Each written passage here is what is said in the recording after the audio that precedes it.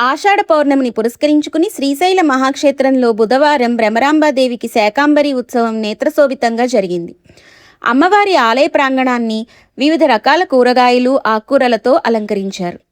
భ్రమరాంబాదేవి మూల విరాట్టుకు ఆకట్టుకునేలా అలంకరణ చేశారు. అమ్మవారి ఎదుట పలు రకాల ఫలాలతో శివలింగాలు, వినాయకుడు, పక్షులు, జంతువుల ఆకృతులు తీర్చిదిద్దారు. ధర్మకర్తల మండలి అధ్యక్షులు పోతుగుంట రమేష్ నాయుడు, సభ్యులు ఈవో ఎం శ్రీనివాసరావు దంపతులు పాల్గొన్నారు.